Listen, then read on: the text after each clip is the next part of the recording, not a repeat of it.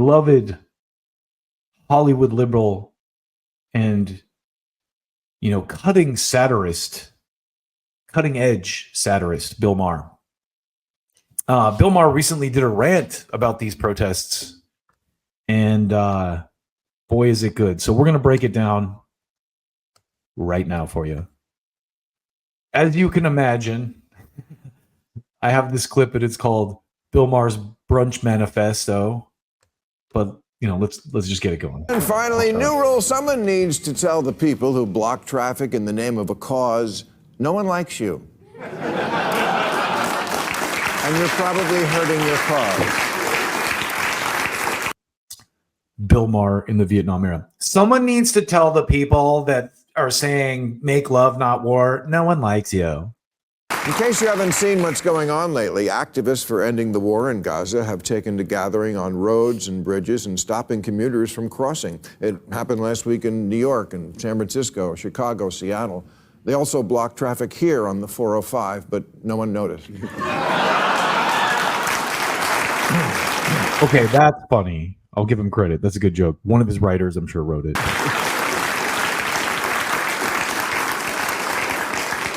What they did notice was this, that you have to be pretty dumb to think that the way to bring people around to your point of view is to make them late to pick up their kids from daycare. And that... Okay, now, while this is a valid point, but who better to represent the interests of working parents than Bill Maher? This is a guy who's constantly talked about how he looks down on people who get married and have kids. He's definitely not a working class guy. He hates Trump people. He thinks they're stupid. So the idea that Bill Maher is the fierce advocate of working parents here is just starting off on the wrong foot. But second of all, a lot of these people, if they run into these protests, can interact with them directly and kind of get a better feel for what they're doing. I don't know how much of the protests are actually blocking streets. And I would argue that some of the people that are doing that might even be part of an op, because most of these protests are, sit-ins on college campuses. So they're only really blocking traffic on a college campus, and they're students who attend the college. So if they're going to be ejected from the college that they're paying for, that on its own is interesting. But then again, I had a tweet that I don't know if I included in this presentation, but this guy was saying how he's like, oh, it's interesting how suddenly all these people are against settlements because they're on college campuses. But let's keep going. That's what most normies are thinking. I have a kid. I have a job. And yes, I'm sure there are injustices on both sides in the Middle East, as there are injustices all over the world. But I'm going to be late for work. This is the part where Bill Maher kind of tries to make himself seem like he actually gets it. Something you protesters on the bridge seem to have the luxury of not having to worry about, which seems kind of privilegey. Coming from a guy who has a TV show on HBO, kind of privilegey, guys.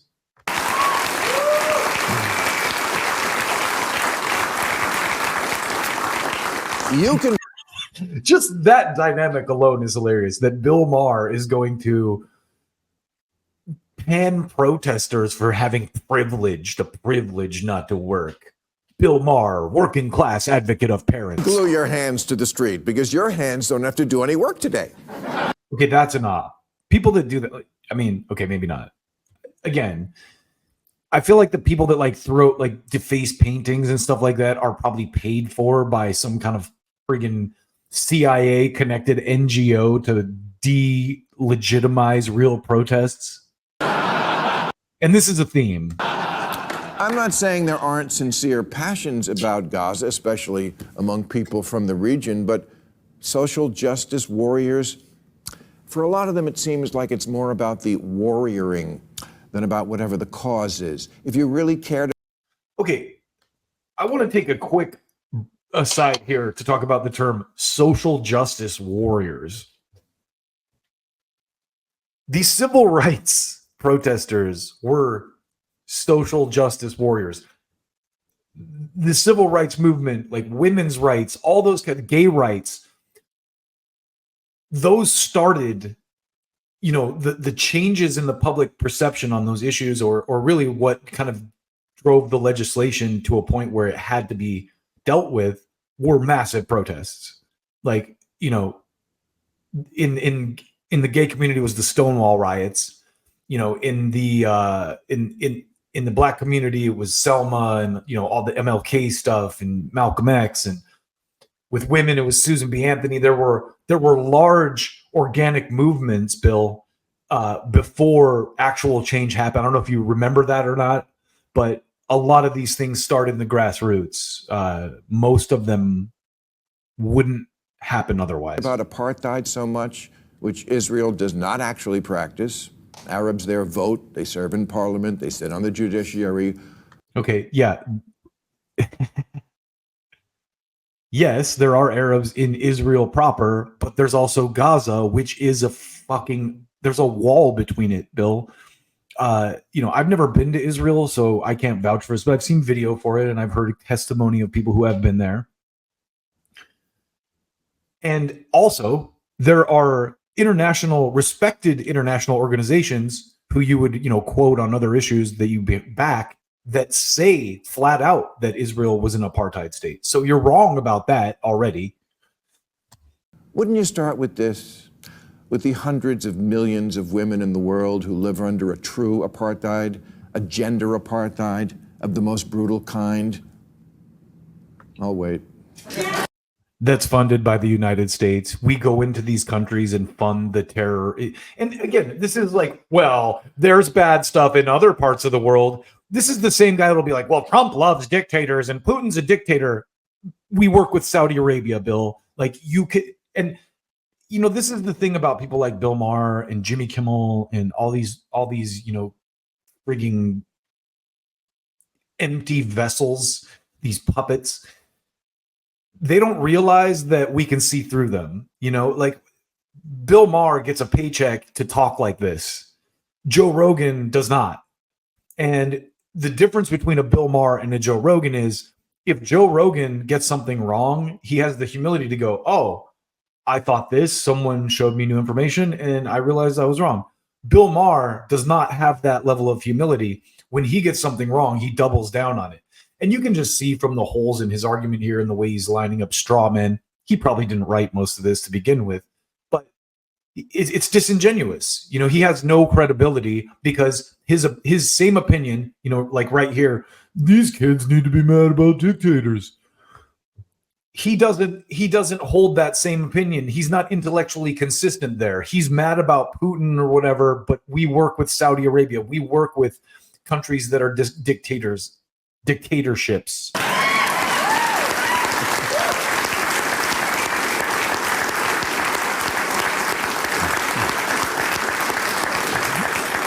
Are you really speaking truth to power, or do you just think you look cool in a keffiyeh? Which is really just the new Che Guevara t-shirt. Another historical figure you never researched and so think is a hero, but was actually a sadistic, racist monster fighting for communism, the worst form. Okay. This is the part where I caught my attention, because Human Events is the source that Che was a racist, homophobe, and a mass murderer. And Human Events is a pro-military paper.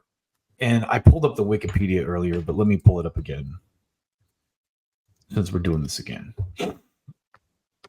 So just to give you an idea, Human Events is an American conservative political news and analysis website founded in 1944. So it's respected. It's been around for a long time. And I'm not impugning the credibility of it. I'm just telling you that they have a very specific slant. Human Events became a digital-only publication in 2013. So let's just kind of really go into the weeds here about who Human Events is.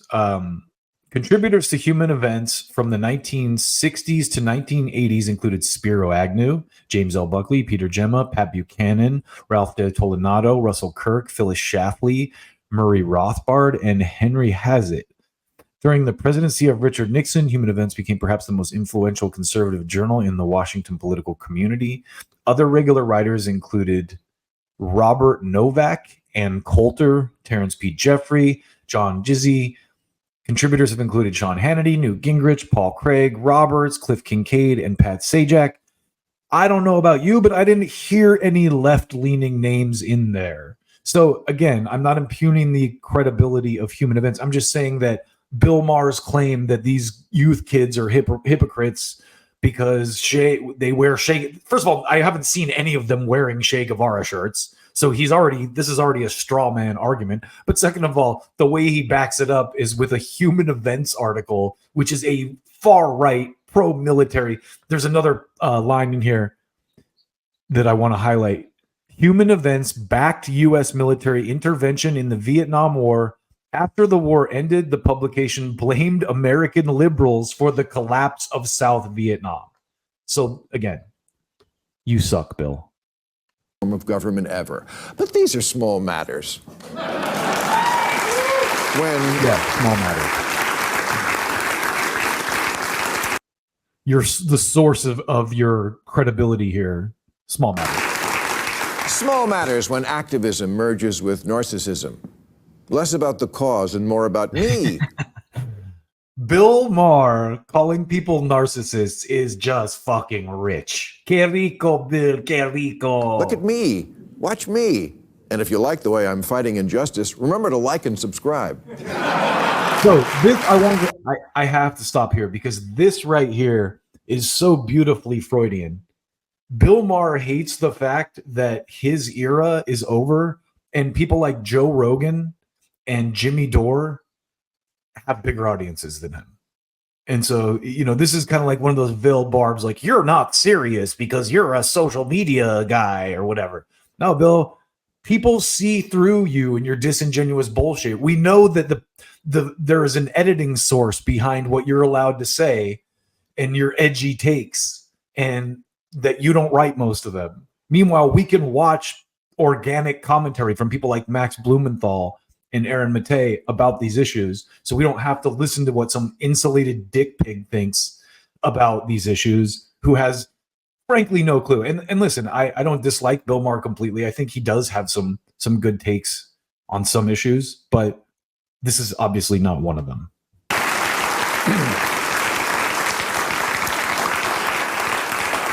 In February, a sad, confused man even lit himself on fire in front of the Israeli embassy, and in his last Facebook post, he said, "Many of us like to ask ourselves, what would I do if I was alive during slavery?" I would do a talk show supporting it because I'm Bill Maher and I have no fucking clue what integrity means. This is a sad, confused man. He clearly knows nothing about Bushnell, who was going to have to, by orders in the military, he was a member of, an active duty member. Another thing Bill Maher has no idea about, service and commitment to his country. This guy had to make a choice. Do I want to go kill people on orders that I don't agree with, or do I want to make a statement about this? And he gave the ultimate sacrifice to make a statement, and Bill Maher calls him a sad, confused young man. But let's keep going because there's a greater point I want to make here. Interesting cocktail question, sir, and I guess the right answer is kill myself. But it wouldn't have actually fixed the problem if General Ulysses S. Grant had immolated himself and his last words were, "Hey, Lincoln, are you using that log?" Yeah, that's a totally valid analogy there. This kid who was an unknown airman is on the same level as Ulysses S. Grant. No, Bill, I know you don't understand it, but he did this to call attention to it, and the man had integrity. So I know you don't understand it. I don't know who writes his strawmen for him, but they're not doing a very good job.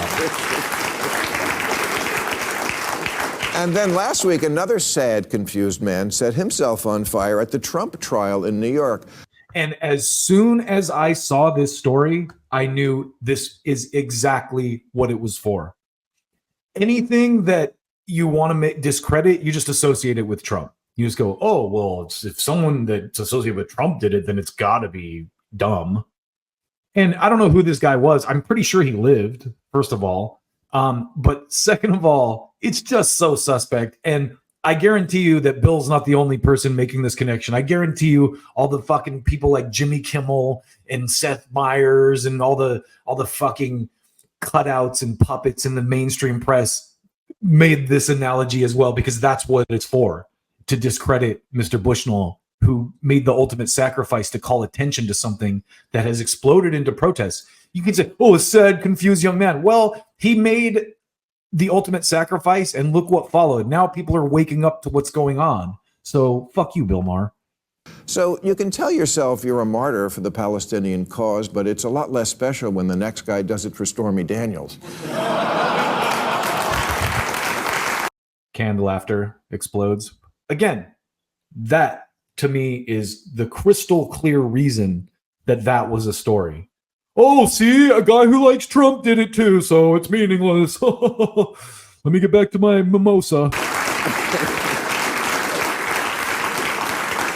I don't want to diminish how sad it is that someone would take their own life for any reason, but maybe from now on, before anyone commits an act of civil disobedience, they should ask themselves a few questions, like, is the most important thing in my life something I hadn't heard of 6 months ago?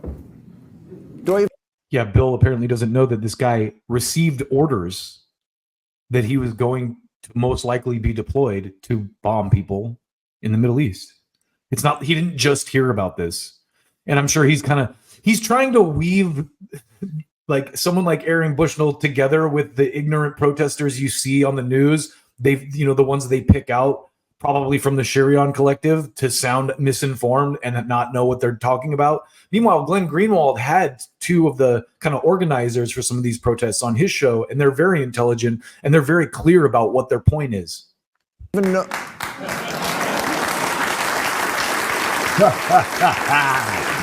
Yeah. Do I even know what the fuck I'm talking about?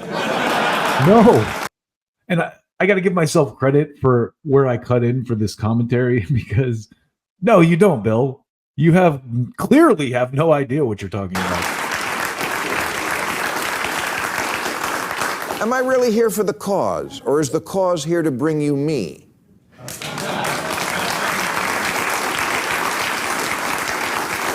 Hey, if it makes you feel good to cosplay as revolutionaries, knock yourself out, burn yourself out. Just don't drag Gaza into it. Also, throwing stuff on paintings is just stupid. Yes, same thing. Throwing stuff on paintings and setting yourself on fire, exactly the same thing, of course. I mean, how could you not see that similarity?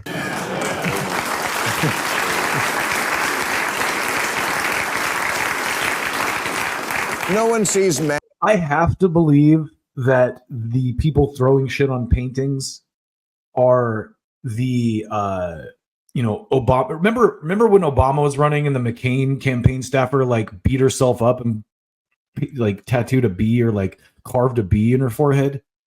I have to believe that the people throwing paint on paintings are those kind of people. Like, they're literally hired by someone to make protesters look stupid. Just like the guys in matching khakis with the upside down flags are supposed to be Nazis are clearly some kind of a cutout budget from some kind of NGO that's tied to the security state.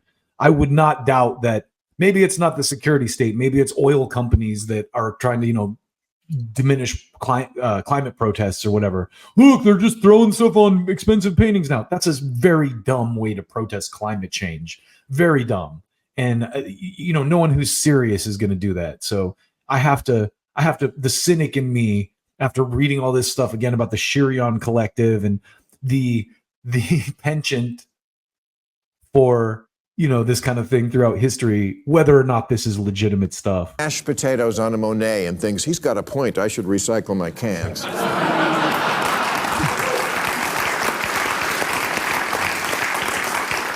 Last week, Google employees staged the sit-in to protest their company doing business with Israel. Their T-shirts said, Googlers against genocide, but they could have just as well said, look at me, see me. And Google did see them to the door.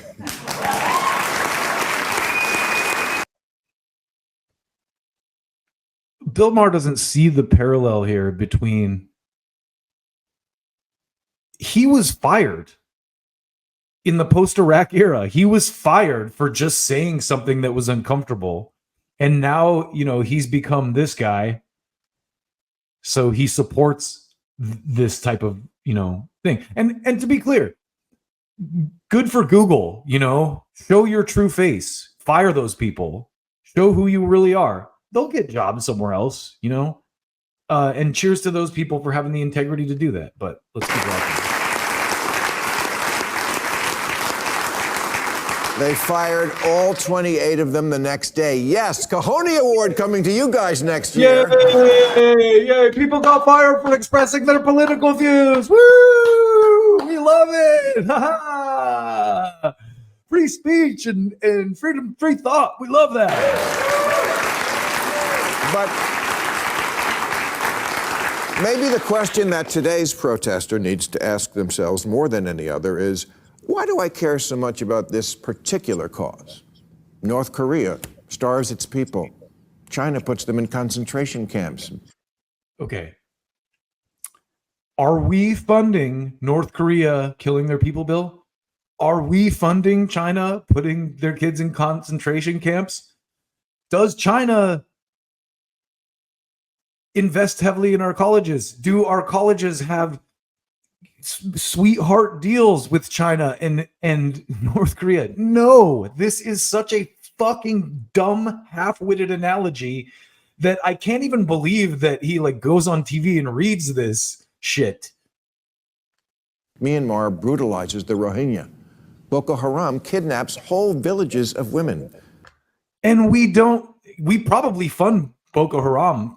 I wouldn't doubt, through some weird subversive thing like we do most of these terror groups. The president of Burundi says gays should be stoned to death because they, quote, deserve it. Nothing? Ukraine? Why aren't kids doing encampments for our proxy war with Russia in Ukraine that we started? Why aren't these kids camped out in support of the Azov battalion? I just don't get it. Maybe if these Google employees had the slightest idea what kind of fundamentalist, oppressive assholes they're supporting, Hamas, what's the weather like on your planet? Hezbollah, the Iranian Revolutionary Guard, they might take it a little easier on the world's greatest monster, Genocide Joe. Genocide, by the way, is when you want to wipe out an entire people.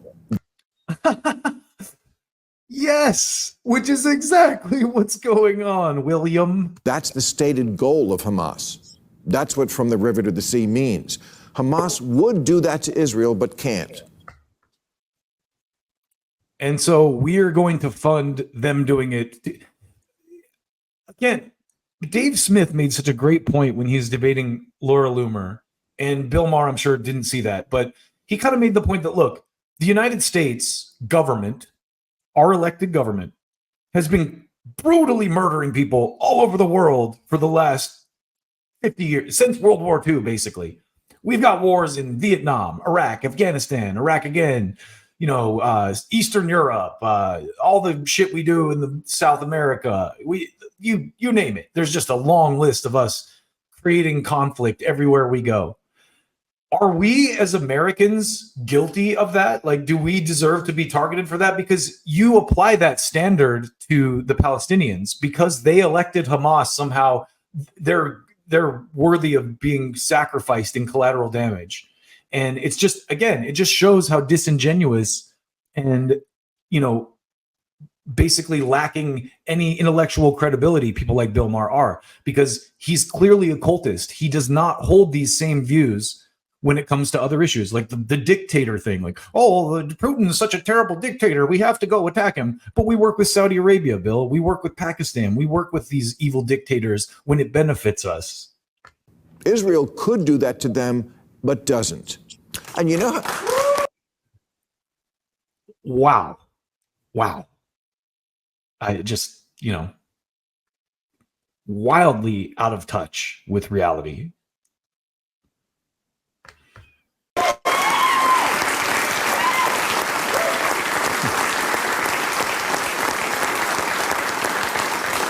And you know how you could find that out? Google it.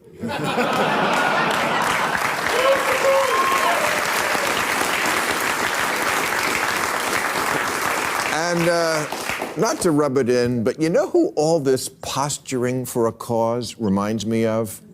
This fat guy from Florida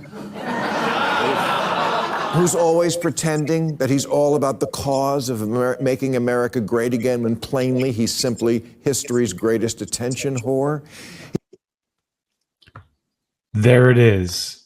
The protesters are associated to Donald Trump. Just like I said about the guy setting himself on fire, if you want to delegitimize anything, associate it to Donald Trump. And I had this clip for later, but I just want to show you this now because just watch this. The Palestinian people, they deserve a far better life. They deserve the chance to achieve their extraordinary potential. Palestinians have been trapped in a cycle of terrorism, poverty, and violence, exploited by those seeking to use them as pawns to advance terrorism and extremism. Now, I just want to stop for a second here and say, I'm not making an argument that Trump is going to be any better than the fucking neocons in the Biden administration on Israel. He's made it pretty clear that he's just as bad. But I wanted to contrast Bill Maher's commentary about the protesters with this clip because this is one of those instances where you just can't listen to anything the media says about Trump. You really have to get it from the horse's mouth. This is a video of him 4 years ago sticking it, and people forget that he had an adversarial relationship with Bibi Netanyahu, and especially when Biden won, and you know, Netanyahu clearly kind of sided with the Biden admin for obvious reasons. But just watch the rest of this little breakdown. It's pretty short. Palestinian people, they deserve a far better life. They deserve the chance to achieve their extraordinary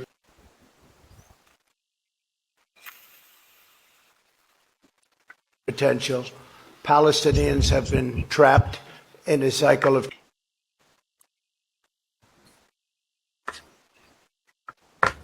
terrorism, poverty, and violence, exploited by those seeking to use them as pawns